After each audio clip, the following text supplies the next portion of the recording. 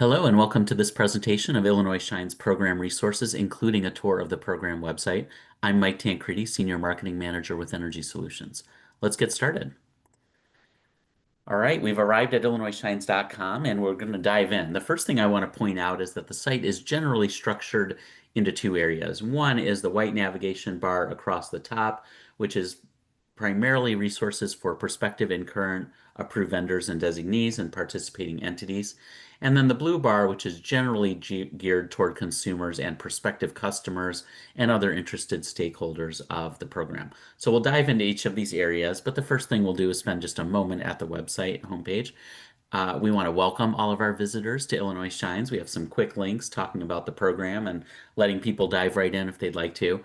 But we start off explaining how the program meets the state's ambitious, clean, and renewable energy goals towards its renewable portfolio standard commitments. So some information there.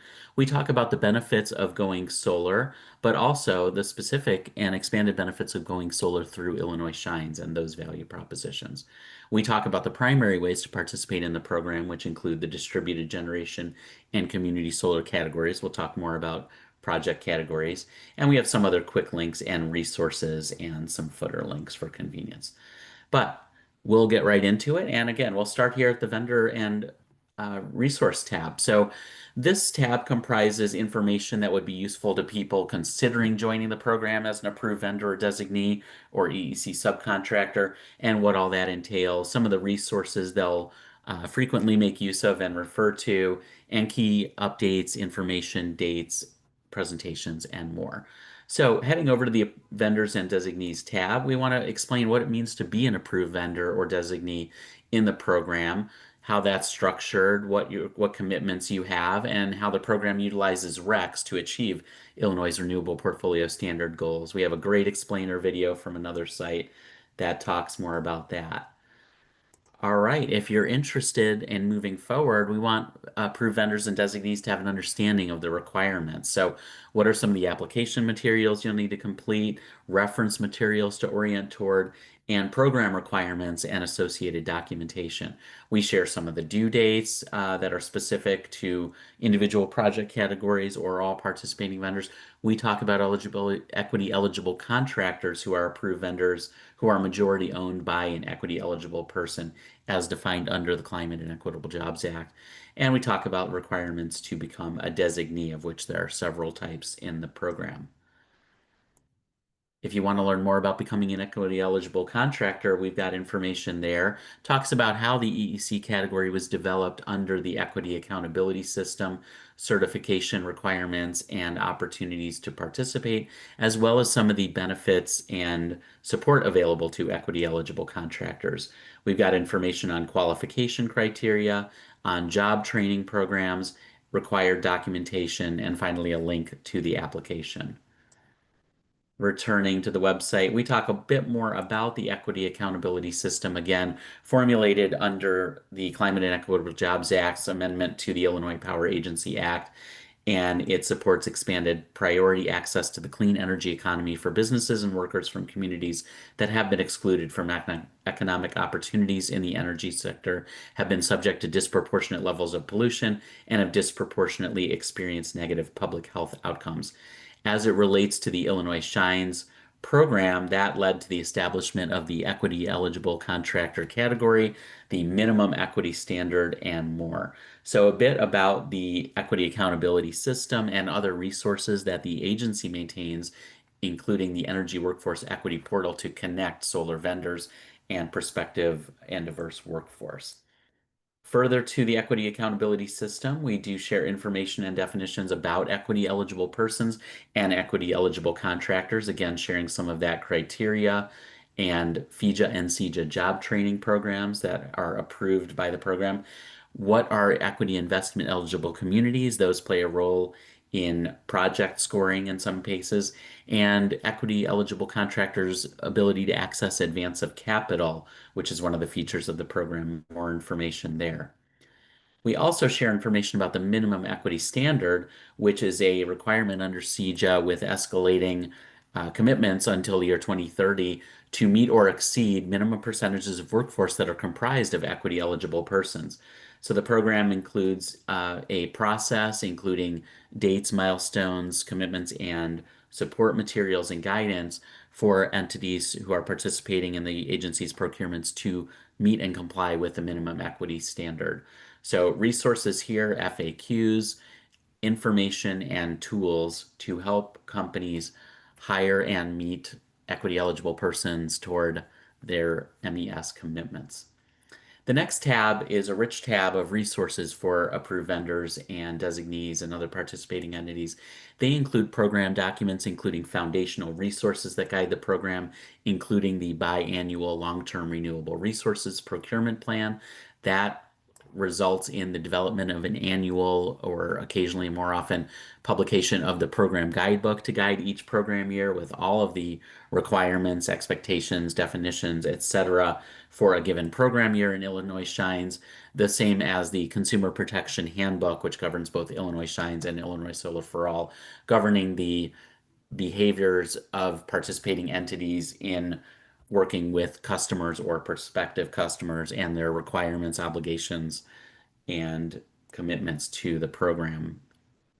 We share rec contracts. We share information about rec prices, disclosure forms, which are required by the program to share with consumers, to share critical information about the system that's being proposed by a vendor, its expected output, its expected costs, savings, any pass-through incentives, and more. That's a key feature of the program, allows consumers to compare offers from different vendors that may be presented differently.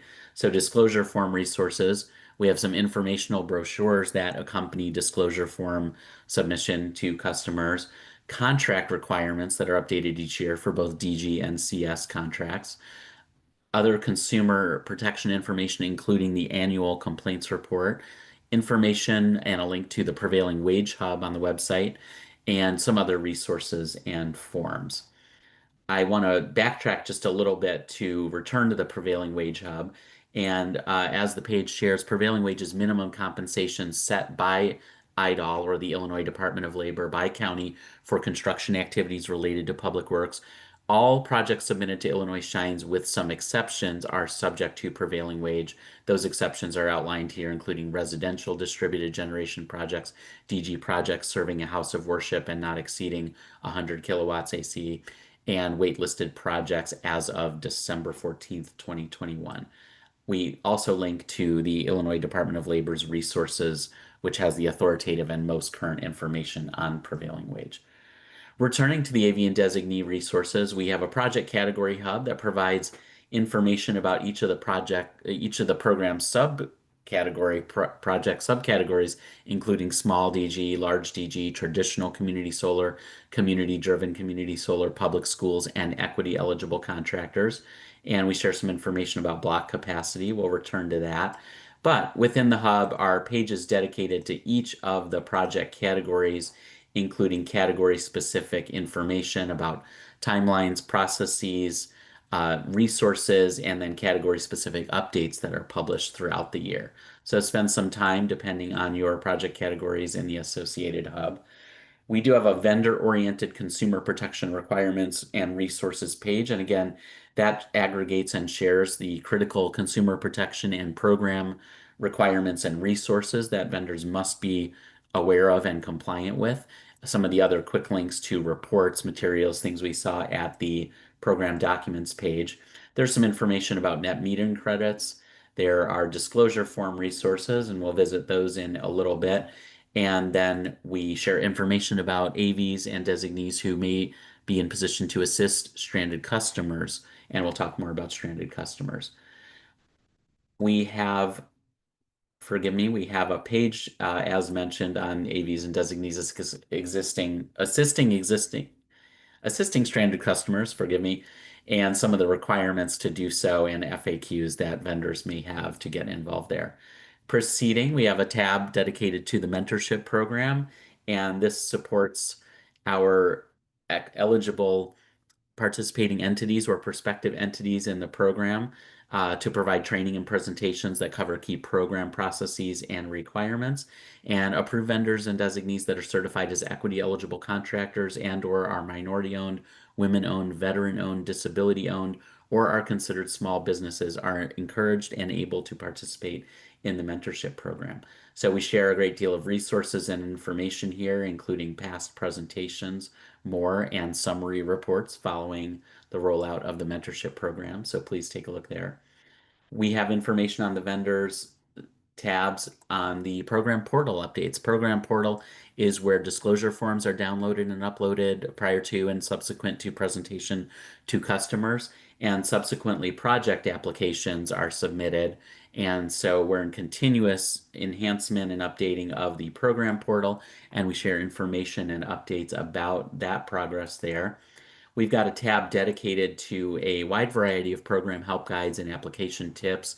And you'll see these are organized from basic reference materials to disclosure form resources, portal help guides, application resources, materials to support the rec contract and annual report process each year, and more. Weekly, we publish application tips and tricks in the program's weekly announcement, and we aggregate those here as well too. So a lot of resources designed to support successful participation in Illinois Shines by participating entities. As mentioned, we have a great deal of regular updates in the program. We maintain a program calendar that highlights upcoming dates, deadlines, forums, holidays, processes, and more. So take a look at that and check regularly. Program Updates houses the program's high volume of program announcements. These include a weekly announcement that span a great deal of topics across the program generally and specific project categories, deadlines, requirements, opportunities, and other news, as well as standalone and dedicated announcements on a great deal of topics. This is a full and complete archive. These announcements are also sent out by email to subscribers, so take a look there. Returning to the vendor update tabs, we do house our program year webinars for each year, which comprise of recording, presentation slides, and Q&A. And we have regular recurring webinars at established intervals of the program year for key processes and updates. So take a look there. And then one more link to the block capacity dashboard, and we'll spend a little bit more time on this in a little while. But this shares the initial and available block capacity in each of the program's project categories, which were referred to as blocks. So you can see again the starting point and the real-time availability, including subcategories of block capacity across each category. All right, we're going to visit now the consumer side of the website, and we start with Solar and Shine's basics. And what we want to do here is explain to customers who may be for the first time exploring solar, how does solar work? What does it mean? Help me understand it. So we have some basic explainer information there, but we quickly get into an explanation of how Illinois Shines works itself, including incentives that may be passed through to customers in the form of savings on distributed generation or rooftop or ground mount projects, or in the case of community solar, lower subscription rates. So we explain how customers participating may see savings from the REC incentives that the solar project they participate in will produce, and which becomes a contract between the utility and the participating vendor. So some explanatory information here, the benefits, and we soon take people into the different categories so that they can understand how they can proceed in Illinois Shines with a solar project. And again, those include small distributed generation, large distributed generation, becoming a subscriber to a traditional community solar, or the more recent community-driven community solar category projects. We have a public schools category and resources, and an equity eligible contractor category under which projects may be submitted under any of the project categories and subcategories.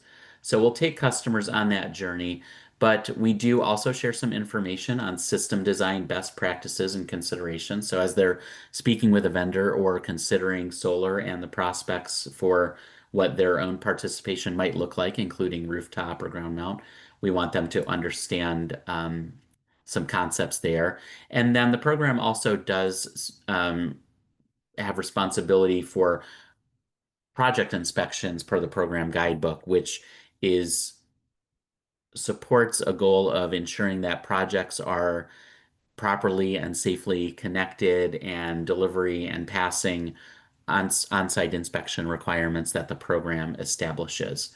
So information here about what that includes, what to expect, and some questions. But again, returning to exploration of solar under Illinois Shines. We take customers through the various project categories, and then we move into both distributed generation and community solar. On each of these pages, we outline what this offering includes and some of the additional categories, how the program's production of RECs results in incentives and opportunity for customers, and how that varies by distributed generation and community solar. In each case, an examination and prompts to consider goals and relevant considerations that might help you think about whether a project makes sense and which type. How to talk with and consider vendors that you're comfortable with and approaching them, and some of the things to consider in references and rights. What should you look for when you receive a bid, and what kinds of questions should you ask? So again, this is available for distributed generation and community solar. Specific to distributed generation, there are three finance types that the program supports, including purchase, lease, and power purchase agreement. And there's a comparison of those different opportunities. And again, for community solar, which varies because this is an on-site solar, but rather subscribing to a community solar installation that may be nearby or may be farther away. What does that look like, and what are the opportunity for savings along with using renewable energy? And what kinds of questions might you ask as you explore community solar? We've got links here to find community solar projects, and also a link to the agency's Illinois Solar for All program. At the end of this section is opportunity to find approved vendors, designees, or subcontractors who are supporting different project categories. So a little information about the kinds of approved vendor and designee participation, and including EEC subcontractors that the program supports, and access to those rosters. We have a program's consumer resources tab that is rich with resources.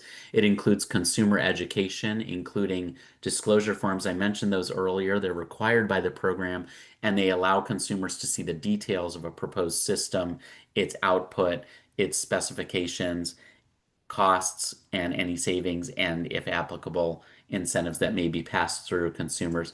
These tools allow you to look up close at a disclosure form to understand what the information is including in the disclosure form, how to understand where that comes from, what it means, and to ask questions of your vendors. So, a very valuable tool, the disclosure form deep dives.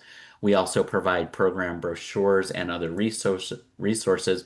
Most recently, have introduced homeowner handouts that focus on specific topics that relate to the distributed generation category that consumers can keep in mind as they carefully approach a very important decision about whether to go solar. This is a new series. More titles are coming in the series, but more and more educational resources available.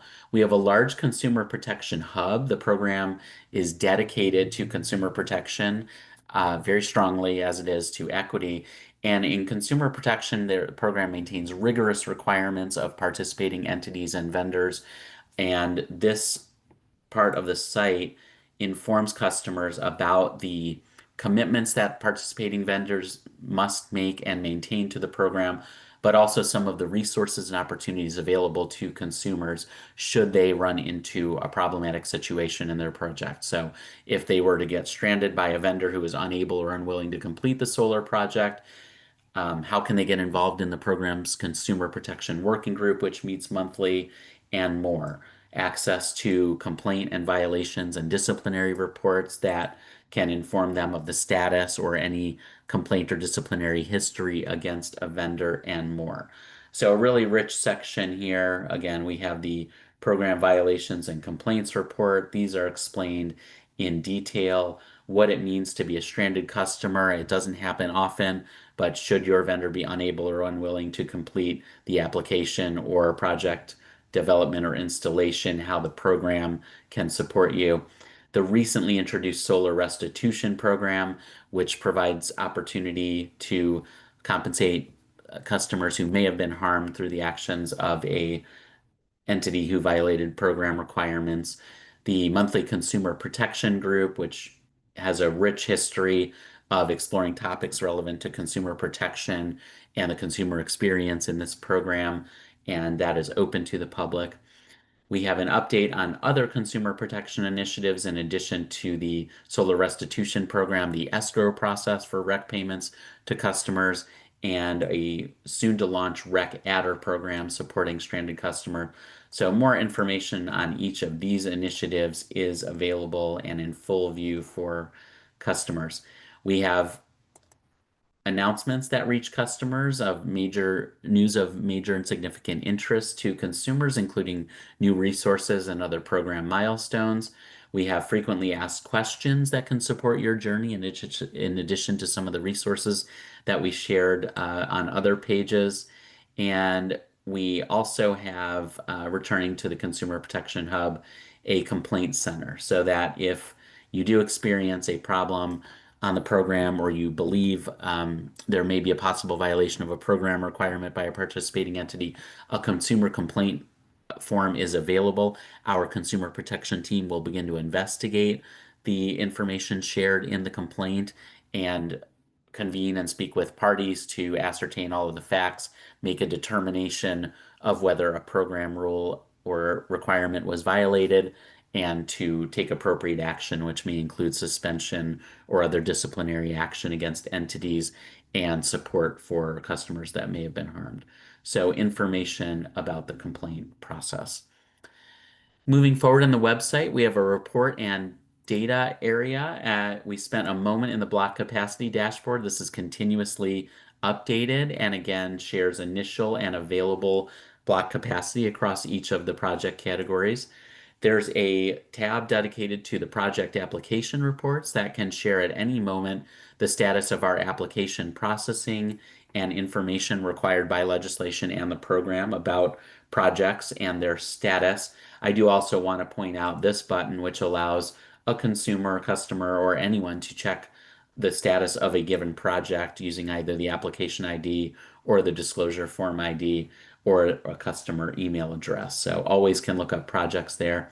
We have a project map that's of interest to all stakeholders, from consumers to legislators to developers, including Illinois Shines projects throughout the state in every county of varying statuses, size, geographies, and more. That's the project map. And then finally, in this tab, we have an Illinois Shines data report. This is updated each month with key information on program project participation and impact data in both a year-to-date column and lifetime program to date. So you can see the size and impact of the Illinois Shines program. We'll wrap up soon, but just a moment at our About the Program tab where you can learn a little bit more about the program. This has been of interest to media and other observers of the program. It shares some of the reports, including the very exciting year-end reports showing program year data for the totality of a program year across a great many categories and measures, a twice annual state of the program report, other reports including a customer satisfaction report, the approved vendor and designee program satisfaction report, and more. Some information about the Illinois Power Agency and a share of some other resources. There's a program glossary that's useful to understand some of the terminology used throughout the website about projects, program terminology, and legal references and requirements. We have some information for our press and media contacts to learn about the program and support their coverage of Illinois Shines. And we have a tab on stakeholder feedback. Again, these are forums available to all stakeholders to participate, and you can see they span a great many topics from the long-term renewable resources procurement plan to topics that are guiding the program and program years and specifications and invitations to participate in any of these requests for feedback. That's a tour of the program website. We're continuously updating and enhancing it, and we invite your submissions and ideas for how we can continue to do so. But take a look and enjoy, and welcome to Illinois Shines.